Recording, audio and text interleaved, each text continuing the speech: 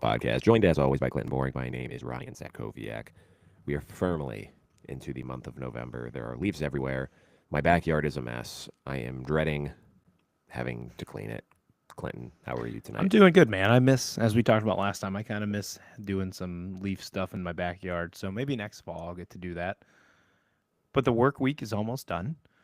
We've had football since Tuesday, which is glorious. That's why November is the best time of year, except I no longer have Fubo, so ESPN's not available to me anymore. So if they could get their shit right sooner rather than later with YouTube TV, that would be fantastic. But we're Yep. almost to the weekend. College football Saturday's coming close. I'm excited. We got a pretty good ITP game of the week this week. Outside of that, there's really just nationally across the landscape, just a couple games. This is another maybe little lackluster Saturday with some Oh no, possibility. man. Like, There's some good ones out there. There's a yeah, there's a I Big 12 lackluster. matchup. Well, I There's some guess SEC ones. this was more so when I was looking early in the week before the playoff rankings dropped. So there's probably some different ranked matchups now. It's like Iowa Mm-hmm. wasn't ranked before, and now they are, and I think LSU Bama is intriguing for out of our world. It's the first game without Mm-hmm. Brian Kelly. What kind of Mm-hmm. bounce do they get with that? If that's something more positive for them, I mean, it's got to be a relief, right, to get rid of him. Mm-hmm. So we'll see how it goes. Ryan, overall, other than your leaves, how are you? You feeling better now? I'm no, I'm still. I should probably go to the doctor at this point. We are like on 3 weeks now, and I still have a cough and mucus, and there was like something weird and slimy in my Tim Hortons coffee this morning, so I was like gagging on the treadmill. I don't know what the fuck it was. It was disgusting though, It and was it in was the very coffee or off-putting. it was It was from in you? No, it was in my coffee. I took a drink and I'm like, what the fuck is this firm object in my coffee? I have no fucking clue what it was. It was a foreign object in my coffee. And you drank it still. No, I spit it out, but I had Okay. drank 3/4 of the coffee by that point, and I'm like, Jesus fuck. So now on top of my illness, I probably got like fucking hepatitis or some shit. I don't If fucking I know. have to do this show on my own Saturday because you died, I'm going to be really mad.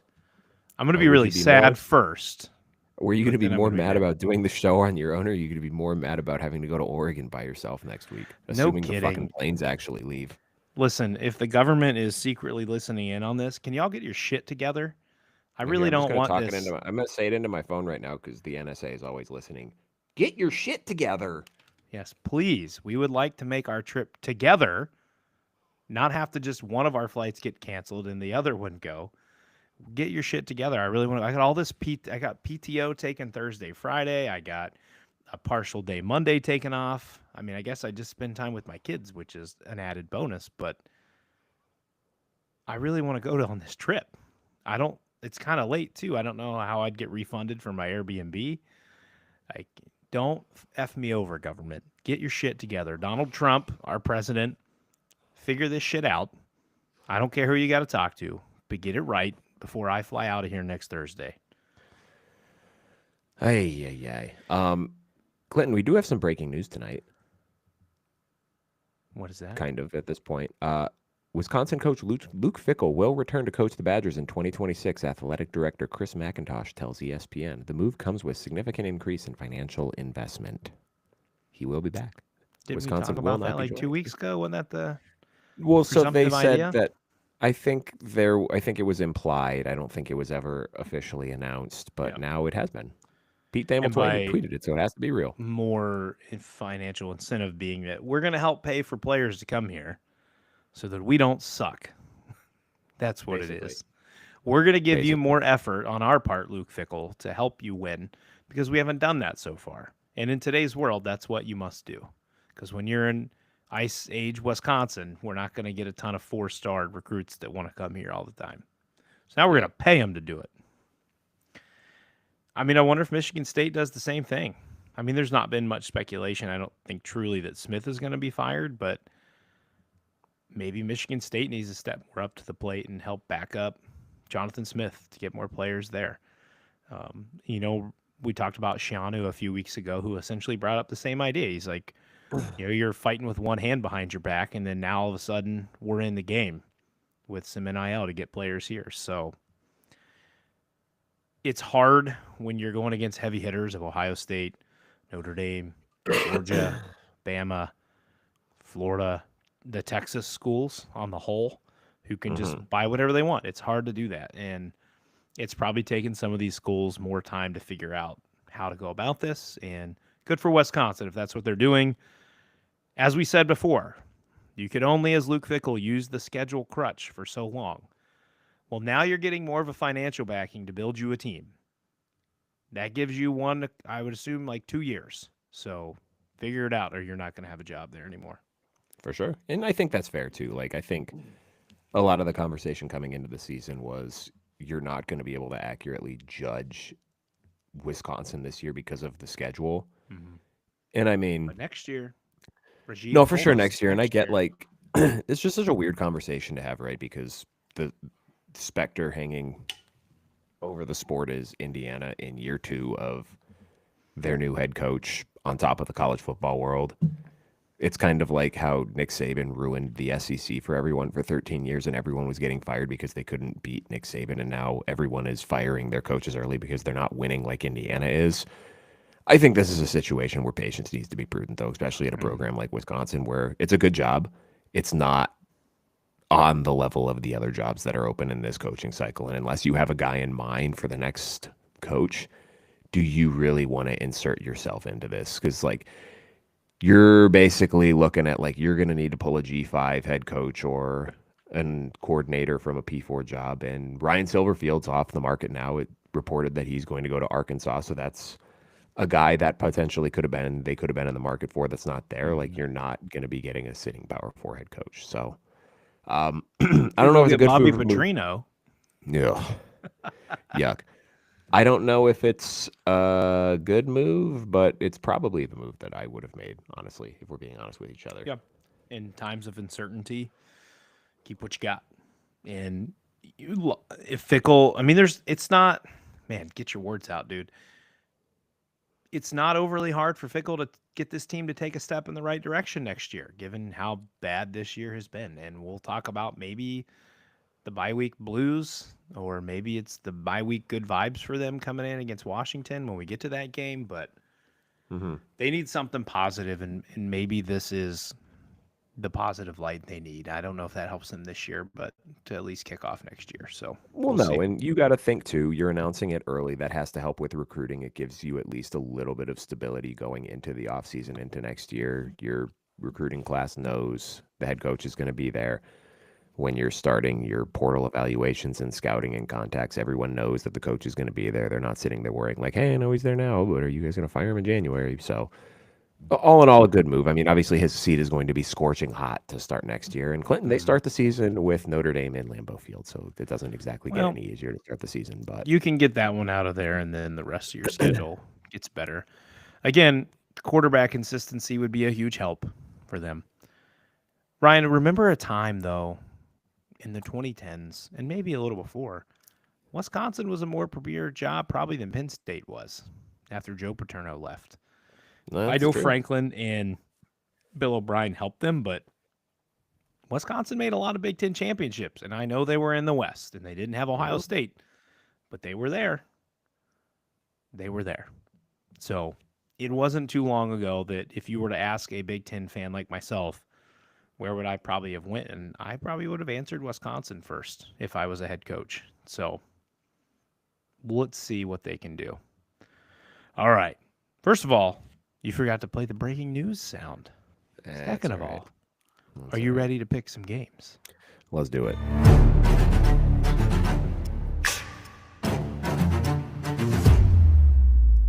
Are you ready?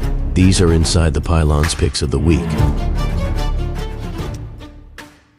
I just want to talk about real quick how bad the Big Ten inventory is this year, and I kind of feel bad for CBS and NBC because NBC is flexing Notre Dame Navy tonight because they literally do not have another Big Ten game that's worth a shit this weekend after the CBS game. But CBS, yeah, they're getting Oregon and Iowa, though. That is the game of the Fun week. matchup. We have 3:30 CBS, Oregon, a 6.5-point favorite against Iowa. A top 20 matchup with Iowa checking in at number 20 in the College Football Playoff Committee rankings. Oregon, a top 10 team at number 9.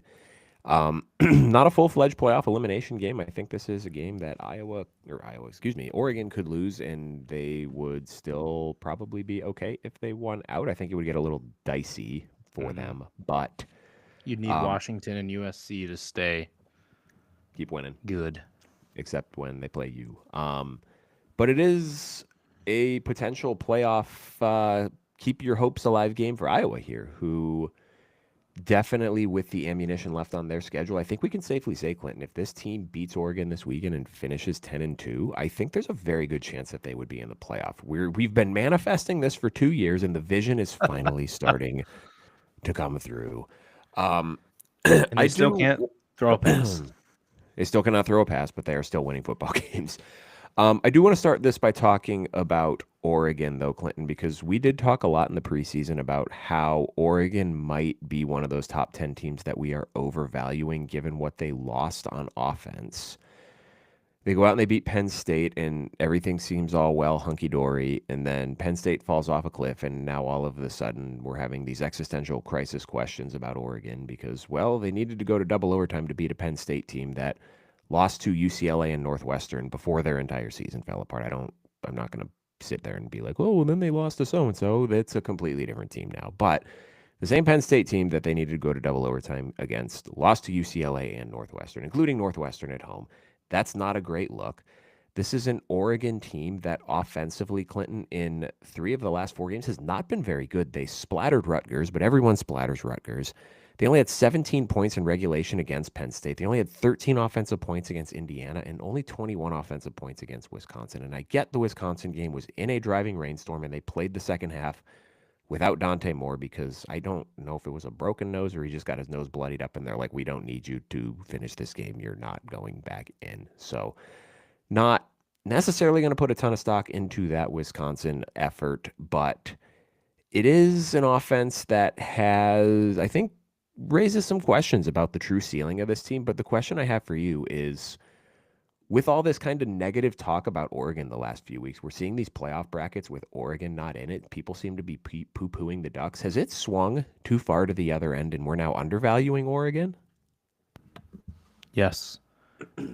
Dan Lanning is a master motivator, and he's going to walk into this game and find a way to utilize all the talk when the pendulum swung the other way against the Ducks and have them motivated. We saw it a few years back when Dion and the Buffaloes talked a bunch of shit before they played them, and then Oregon straight railroaded them. Then there was Oklahoma State this year with, he's blanking on his name now. It doesn't even matter because he's not the head coach there anymore. Mike Gundy. There we go. Talked about the whole NIL stuff and the disadvantage they have and the advantage Oregon has, and then they boat raced them. They get a bye week at the right time. They kind of settle back in, find their offense, which they need to do because they're going to have a hell of a defensive team that they're going to go up against, and you're in their home field. But yes, I think my narrative for Oregon has kind of stayed about the same. I think they're third best in the Big Ten, which puts them near the bottom of the playoff 12. But I certainly think they're a playoff team and a team that deserves to be there, and a team that could easily make noise if they find their stride at the right time.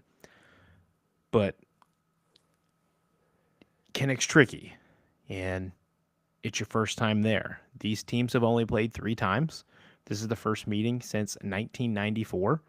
And Iowa hasn't beaten Oregon. Again, it's only 3 matchups, but since 1949, Ryan.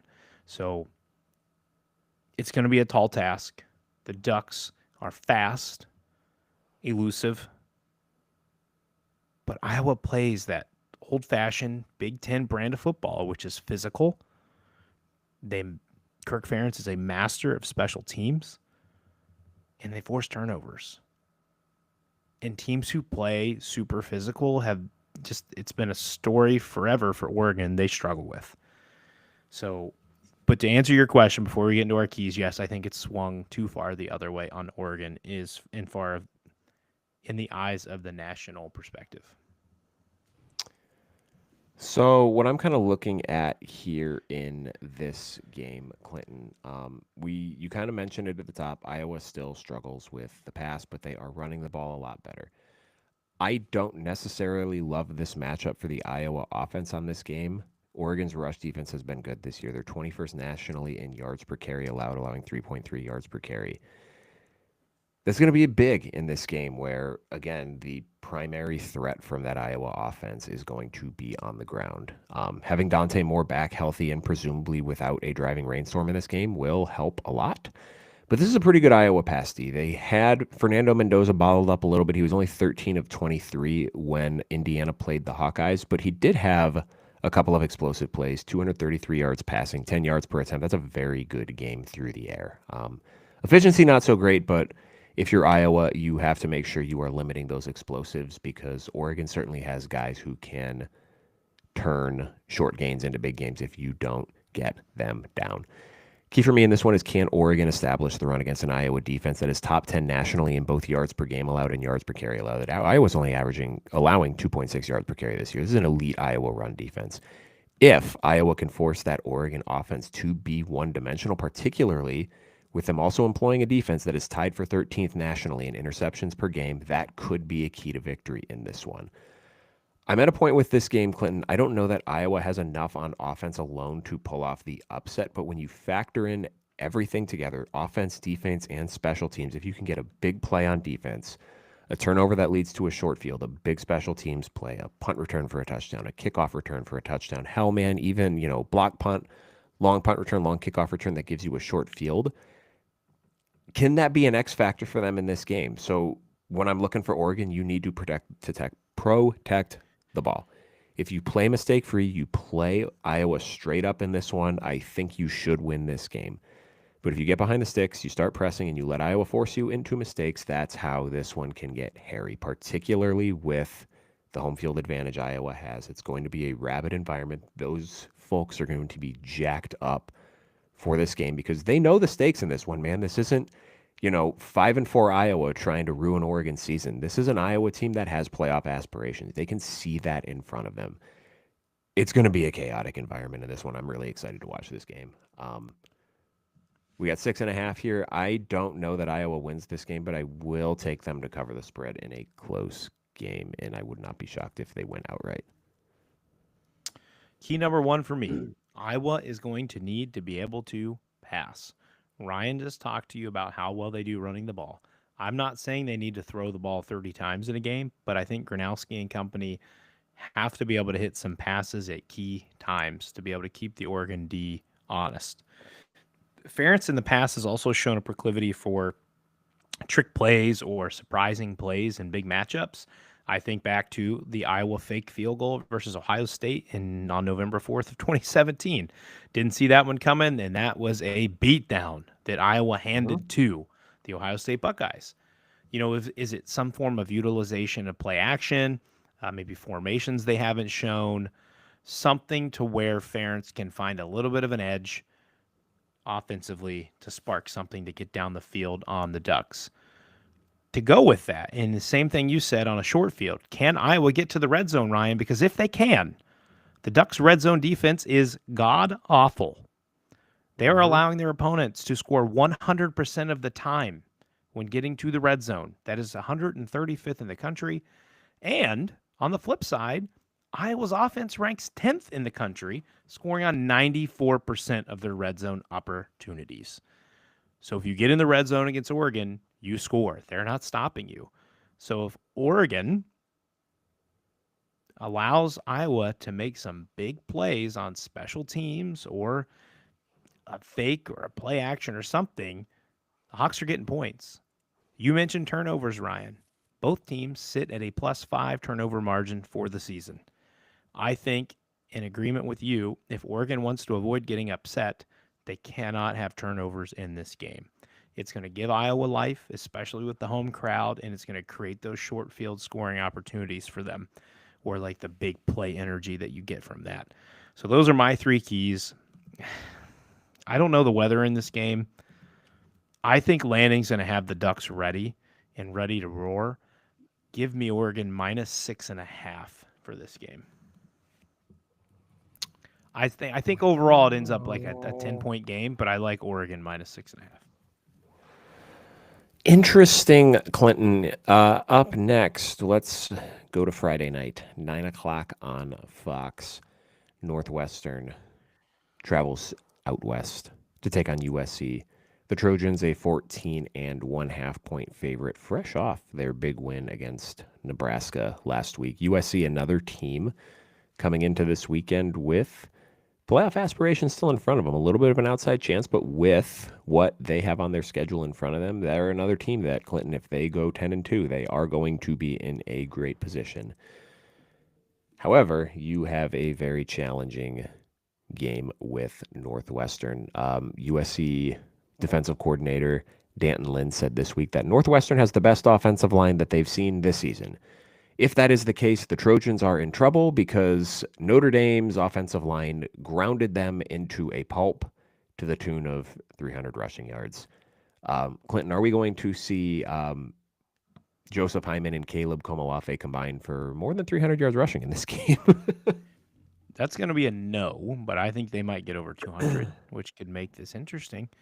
You know, USC, looking back through history, they are 5-0 in this series. Their last win came all the way back when I was just 4 years old in 1996 in the Rose Bowl when USC had wide receiver Keyshawn Johnson. There's a little throwback for you. The Wildcats this year, though, are 0-3 when they give up more than 23 points. They are 5-0 when they don't. Can this defense, which we have applauded through this year, hold USC to that mark? Also in those 3 defeats, Wisconsin, good Lord, the Wildcats turned it over 8 times total in those 3 games. You mentioned it. If Northwestern, why do I keep wanting to say Wisconsin? I got Wisconsin on the mind. If Northwestern can lean into their run game, they're going to control the clock. You're not going to allow Maeva and USC to be on the field with their explosive offense. I think the problem here is that Northwestern defensively, they do not get to the passer well. Ryan, you want to take a guess at how many sacks Northwestern has on the season? 7. 12. So still rather pathetic. 12 sacks on the season. Maeva is going to have all day to hit Lemon and Lane. I don't see a way, really, in which Northwestern loses this game. USC's been very good at home, and I very much like the Trojans minus 14.5 in this matchup. I think I agree with you in this one, man. It's a good Northwestern defense, but this is a USC offense that they have not seen since probably they played Oregon, and that was kind of a weird game. Yeah, I don't know. I'm going to take USC to cover this one as well. Weird spot for Northwestern, too, just being that Friday night game, 9 o'clock Eastern time start. I guess it's only 8 o'clock, so it's not like a super big body clock game for them, but I do like USC to get this one done relatively easily. So also on Fox, but let's go back to Saturday here. Another game that we had circled preseason as a big whopper. Indiana at Penn State. It's a big flopper. The Hoosiers now. only a 14.5 point favorite in this one. That was Surprising. a little bit surprising to me. I get it being on the road. Perhaps that's playing into it a little bit too, but I just don't know what's left there for Penn State, man. I don't know how checked in they are. They just were not fantastic against Ohio State last week. And this is an Indiana team that, again, we talked about it last week. They blow out bad teams. This feels like they're going to cover it pretty easily, man. Am I off base here?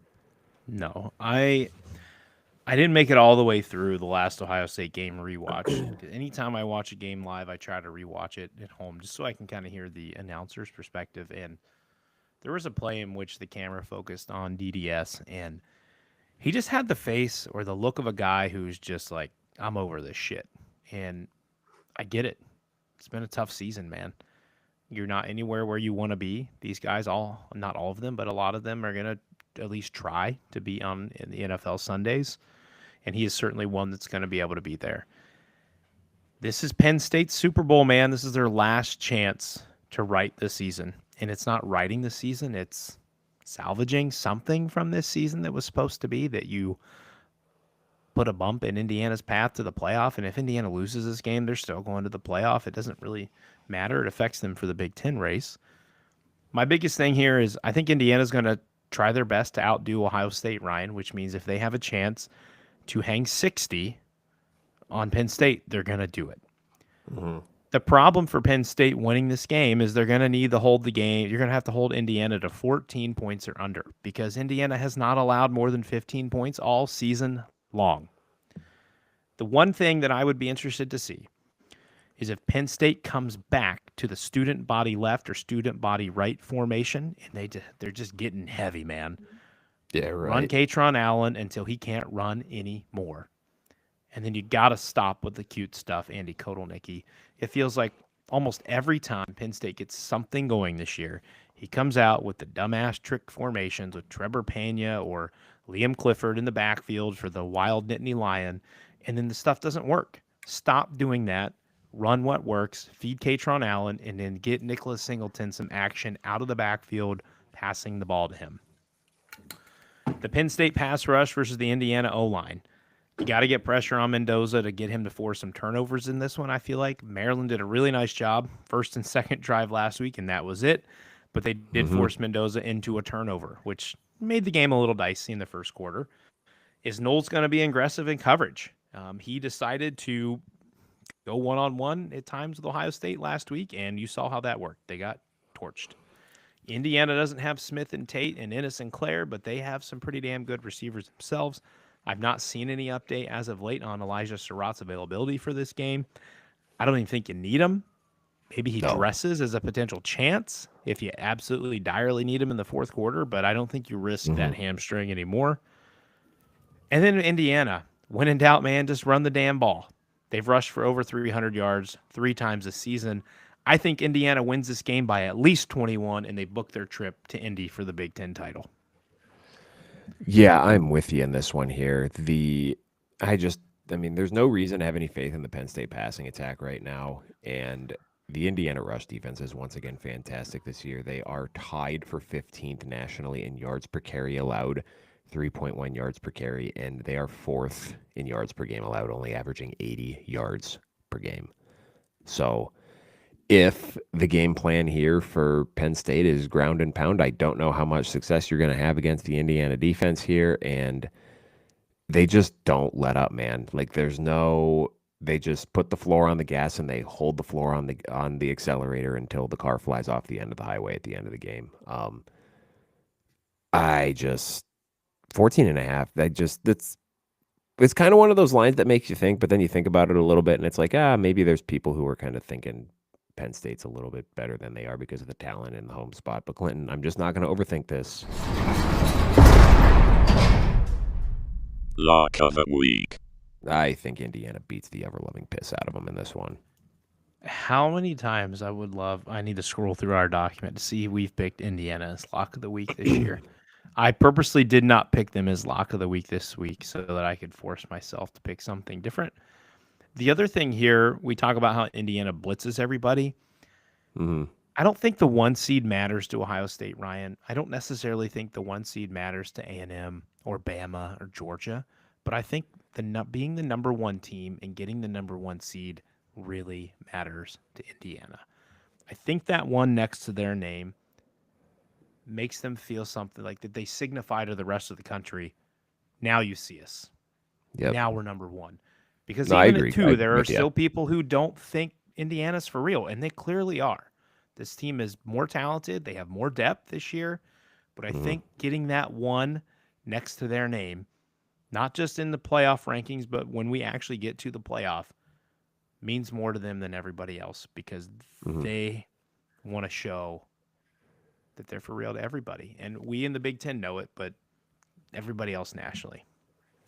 Well, and I think that's part 2 of why they just have been continuing to beat the snot out of everyone is it's just kind of a we are flexing on you type of thing. And whoever they get in the Big Ten championship, if it's Ohio State, if it's USC, if it's Oregon, they're going to try to beat the ever-loving piss out of them too if they get a chance. If somehow Indiana finds a way to move the ball in this Ohio State defense and stop their offense and they get a chance to win by 21, you know damn well they're going to do it. Signetti will not take his foot off the gas. They're out for blood, and as they should be. I don't mind if you want to go out and run up the score. I think you need to be careful with your starters, which Indiana seems to do a good job at getting their starters out in the fourth, and then they just continue to run the ball, and nobody can stop them. Mm-hmm. So, I don't know. It's going to be interesting to see how this plays out. If Penn State pulled this upset, what a wrench it would throw in the Big Ten season. For sure. The tiebreak scenarios are asinine. Yes, for sure. It would not. I don't know that it would be anything kooky in the playoff unless Indiana lost again somehow, but that's not really Purdue. the topic of conversation. Purdue's one Big Ten win. No, I'm just kidding. That would be insane, but I don't. We're not gonna. That's Not gonna happen. Well, speaking of Purdue, nice segue there, Clinton. We got 1 o'clock on the Big Ten Network. Ohio State is at Purdue here. The Buckeyes are a 29.5 point favorite. I have nothing to say about this game because I'll let you riff on it a little bit, but I think Ohio State wins this one by like 45 points. I'm going to take them to cover this pretty easily. First fun fact. Purdue hasn't won a Big Ten game. I'm sorry, hasn't won a P4 game in almost 2 years. They are 0-17 in their last P4 games. Mm-hmm. Just for any of those who think that this is going to pull, I believe, 2018 Purdue with Rondale Moore and knock off Ohio State? That shit ain't happening. Ohio State, what I'm looking for here, just continuing to work on the ground game. Do they tend to let Bo Jackson in the second half? They kind of rode him a little more against Penn State. Do they do the same thing with him this week? Is this a scenario where there's kind of two things here? Ohio State takes care of them early and gets their guys out and then lets the depth play in the late third and fourth quarter? Or is this a game where Ryan Day still kind of wants his starters pushing into mid-late fourth, even if they're winning, but they're doing the rotation while the game goes, utilizing the depth in the game, getting guys mixed in because they feel confident that their third-string athletes are better than anything that Purdue has? No Maccabee, done for the year. His career is done. He announced on Twitter. Puts a lot of pressure on Ryan Brown to make plays. And I can't see Purdue scoring more than a touchdown in this game, Ryan, unless they somehow get an extra one off of a special teams or trick play that Ohio State just doesn't seem coming. Purdue doesn't seem like the team that can replicate the student body left, student body right, and then the toss stuff that Penn State had. Purdue is 91st in the country versus the run and the pass. Ohio State could just be out to boost Julian Sayin stats for the Heisman in this game for 3 quarters. The Boilers are also 133rd in the FBS with a, count it, -10 turnover margin. I think Ohio State's defense has a minimum of 2 turnovers in this game. Ohio State covers by a lot. This is my lock of the week.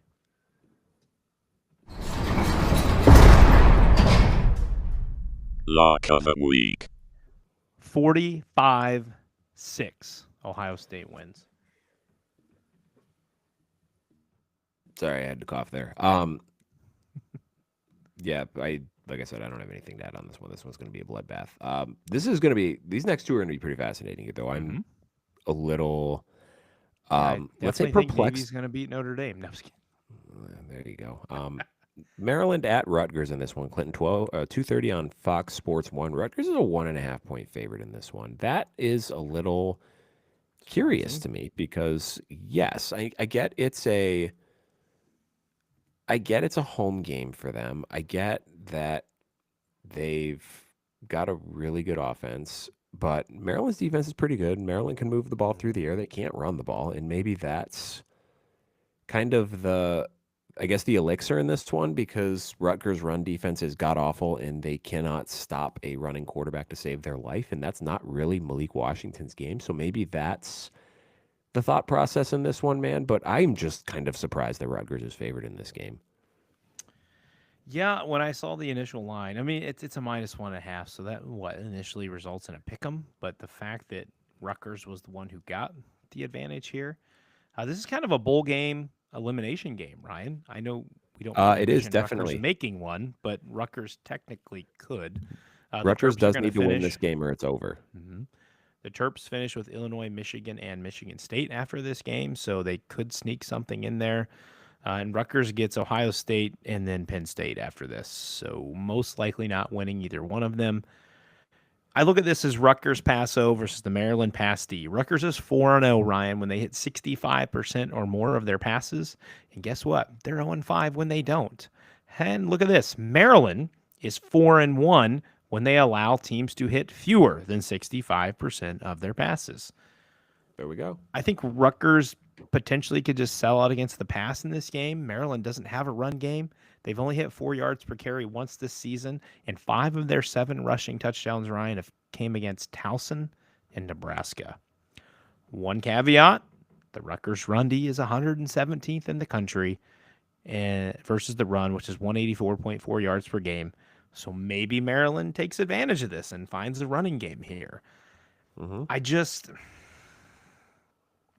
If this thing gets into a shootout, I kind of trust the Rutgers passing game more, and I feel like their offense has more balance. And I know the defense hasn't really been there this year, and they don't generate a lot of pressure on the quarterback.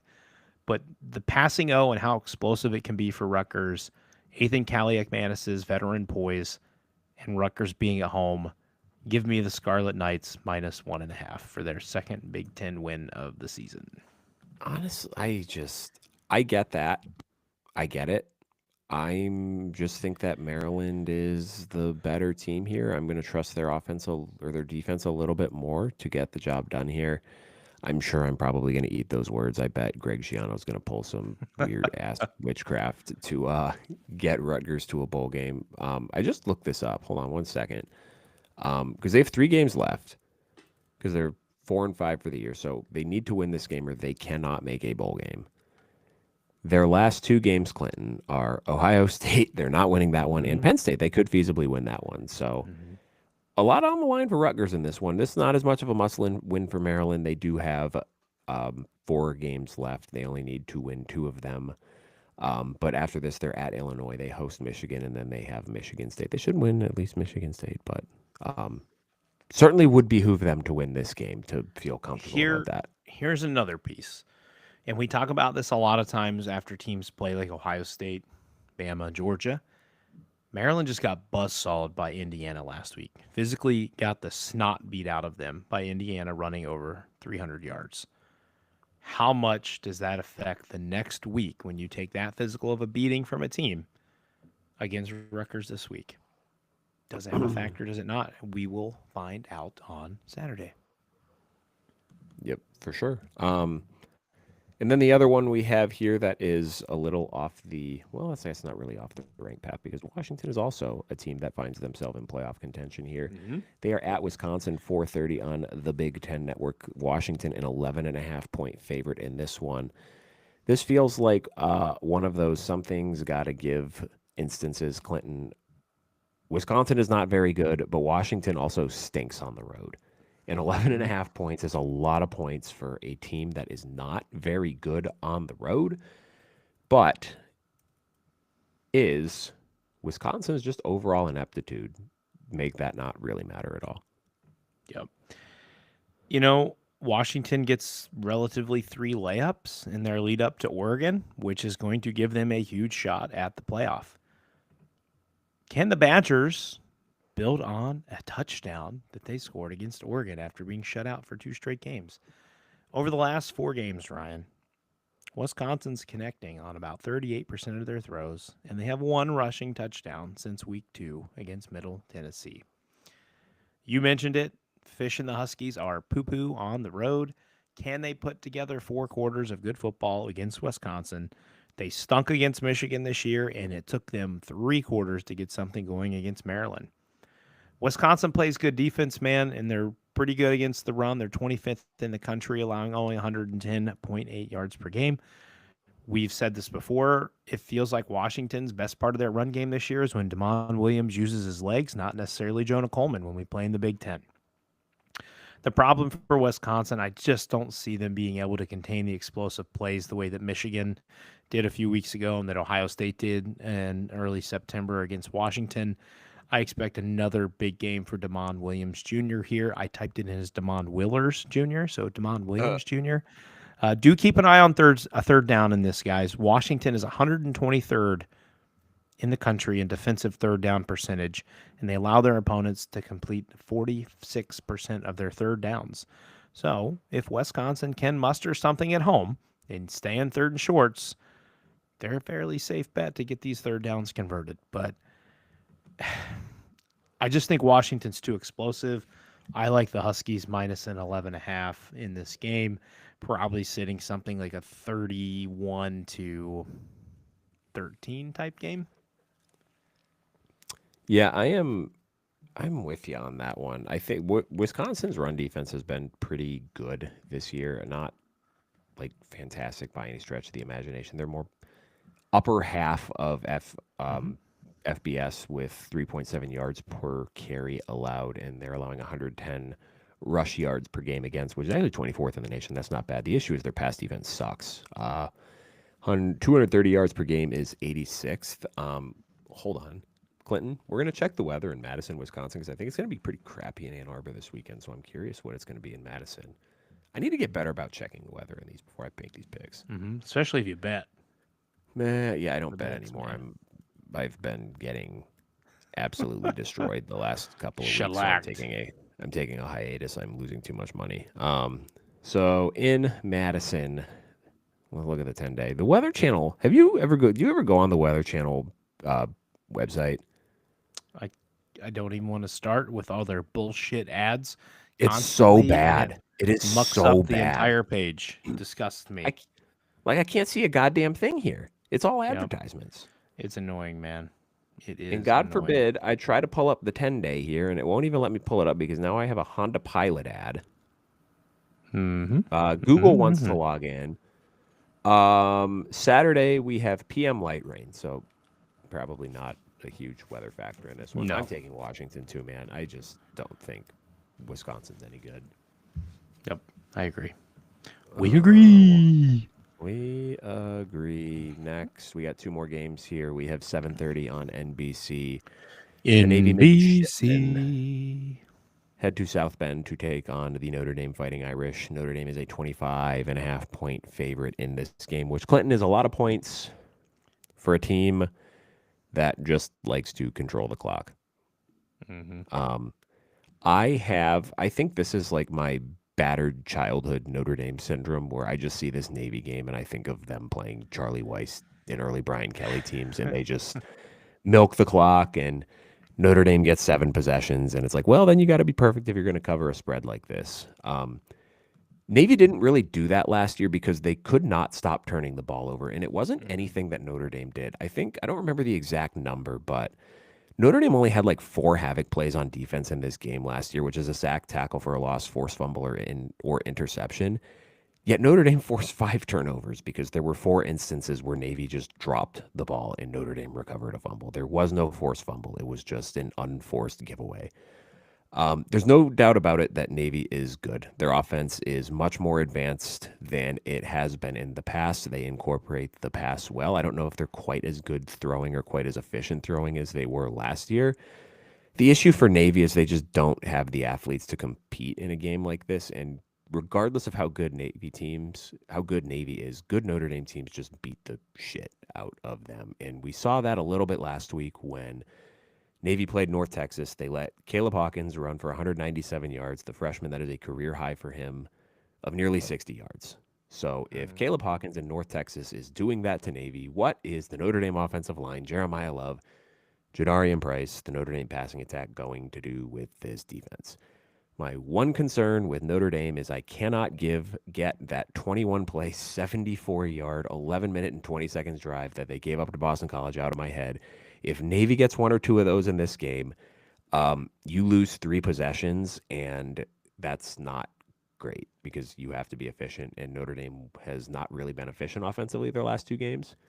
Could change in this one, but again, there's probably going to be a little bit of inclement weather. It's going to be cold. I don't know what that's going to do to the passing game, but I'm interested to see what the Notre Dame rush defense can do. They've been quietly fantastic this year. They are 12th nationally in both yards per carry allowed, 2.8, and yards per game allowed, 89.6. But the first foray for a defensive coordinator against the triple option is always a bit of an adventure. It was for Al Golden in 2022. It was for Marcus Freeman in 2021. So that would be my cause for pause in this one. I don't know that this game is necessarily close at all, but I am going to take Navy to cover 25.5 just because that's a lot of points, and I think a lot of weird stuff can happen here where you get a backdoor cover or you only get 8 possessions and maybe you score, 5 touchdowns in those 8 possessions, but Navy gets, a touchdown and a couple field goals and it's 35-3 or something like that, and you don't cover on a technicality. I look at it and I just see, is the weather going to impact the game at all? I was reading today some near freezing temps with showers, possibly snow. Both teams could be limited to relying on the run game. Obviously, it's what Navy does best, but it's may tamper down Notre Dame's pass game. Maybe early Navy keeps it close with Notre Dame, but I again expect them to lean on Love and Price, and they're going to pop some big runs games to kind of open it up at half, maybe like a 21-6-ish. I'm with Ryan, though. I think the weather's going to kind of potentially make it hard to cover the spread in addition to Navy's style of offense. Notre Dame wins, but Navy covers the 25.5. So, Clinton, the last game we have here, this one's really fascinating to me as well. How late Nebraska, is this? It's at 9. It's a 9 o'clock start. Okay. It's not too bad. Nebraska at UCLA. The Bruins, Clinton, are a 1.5-point favorite in this one, which is likely because Dylan Raiola is not playing. He had surgery on his broken fibula. He is out for the season. In comes TJ Lateef, and the good news for Nebraska is you have an opportunity to get him reps as the number 1 in practice this week, whereas you kind of had to throw him to the fire last week. The bad is they didn't really trust him to throw the ball against USC, especially in crunch time when they really needed to get USC to back the safeties off a little bit and maybe respect that pass game a little bit. So I'm not sure his capacity for throwing the football. I think this is going to be kind of one of those box of chocolates games where it's going to go really good for Nebraska and we're going to get people talking about a quarterback controversy, or they are going to lose by like 10 points and there's going to be a meltdown on Nebraska Twitter. Yeah, I think Nebraska needs to lean heavily on Emmett Johnson in this game. TJ Lateef didn't look really capable of throwing a pass last week. I know they didn't really want him to try, but you are right. He gets a week to get ready for this game. I just don't know if it's enough time. If I look, though, Nebraska plays really good pass defense, and they are 4-0 this year, Ryan, when they force teams into turnovers, multiple turnovers. UCLA's 3 wins have all come when their run game has popped. They need to utilize Nico's legs and stress the Husker defense because passing into that black shirt D isn't advisable. It is a no-fly zone. They limited a prolific USC passing offense to 135 yards last week and only 1 interception. UCLA cannot come even close to what USC can do in the pass game. If the Bruins cannot establish a run game in this game, I don't know if it's necessarily going to matter that Raiola is out from the standpoint that Nebraska is just going to win. I just was not. Defense travels, and that's what's sticking in my head here. And it's not a big spread.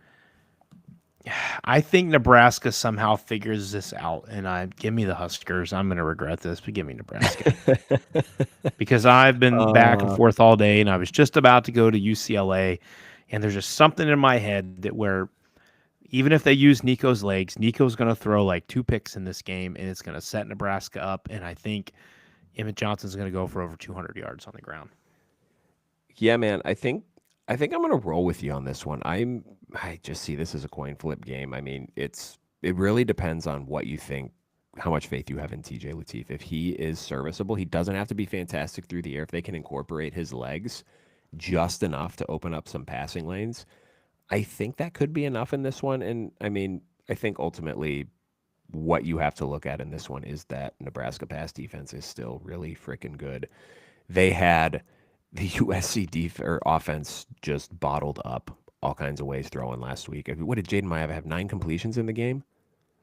For 135. Just fantastic game by the Nebraska defense. I think that they will be the winning factor in this one. Low scoring game. This is going to be like a 16-13 game or something like that. It's going to be real ugly, but give me the Huskers as well. We agreed a lot this week. It's just, I think you and I are usually fairly similar when it comes to really large spreads. Those are tough to take unless it's just a discrepancy like Ohio State and Purdue. We were both baffled that Indiana was only a 14.5-point favorite this week. The only ones we disagreed on was Iowa, Oregon, and Maryland, Rutgers. Everything else is the same. Yep. That's I don't know what our overall tally is for the year. You're supposed to be keeping track of that. So I've been keeping track of the records. I don't have them added up. I can tell you that over the last couple of weeks, we've both been pretty bad. We were I both can tell 3 you and by 4. that NCAA Nation pick'em that we joined. Yeah, Horrific.